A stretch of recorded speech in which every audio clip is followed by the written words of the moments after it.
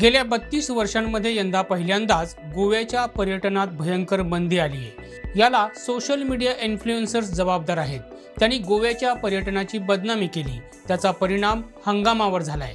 यंदा पर्यटकांच्या संख्येत 50%हून अधिक घट झाली आहे। हे प्रकार त्वरित थांबवणं गरजेचं आहे, अन्यथा गोव्याच्या भवितव्यावर गंभीर परिणाम होतील, अशी प्रतिक्रिया गोवा शॅक मालक कल्याण सोसायटीचे अध्यक्ष क्रूज कार्दोज यांनी व्यक्त केली आहे। Because the season starting was very bad. तेन्ना आमकां दिसलें की एपिसाक आमकां दसरो आनी दिवाळी मेली म्हणटरीच कितें जालें, आमकां जायतो लोक येतलो आनी ताका लागून आमी डिपार्टमेंटाक टुरिजम मिनिस्टराक सांगलें आमकां बेगीन दी म्हूण शेकां। First time in history first time आमकां ऑगस्टान लायसन्सान दिवली। सो बरें जालें, आमी बेगीन स्टार्ट केलें, बट क्रावड कांय आसूंक ना।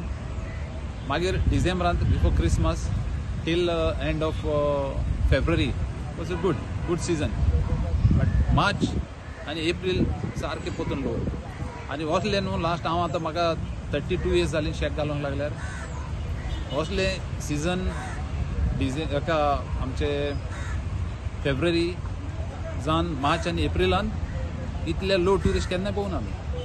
सो हें कित्याक लागून जाता, जे सोशल मिडियाचेर जे इन्फ्लुएन्सर्स आहा आनी फेसबुकाचेर जे ब्लॉगर्स आहा ते सगळे हे आमची गोंयची वाट लायता। म्हाका दिसता आयज धाकटोसो पासून तरी गोंयान एक इशू जालो जाल्यार हे व्हडले हें करून दिसतो इशू ब्लो करता आनी ब्लो अप करून ते आमकां आपल्याचे सगळे आपल्याक कितें मेवता म्हण ते असले इशू करता।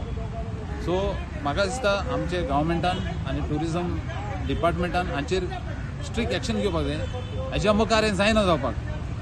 सो नाजाल्यार कितें जातलें, आमकां मुखार असले त्रास जायत रावतले। हा व्हिडिओ जास्तीत जास्त शेअर करा आणि गोव्यातील घडामोडी नेमकेपणाने जाणून घेण्यासाठी आमच्या YouTube चॅनेलला सबस्क्राइब करा।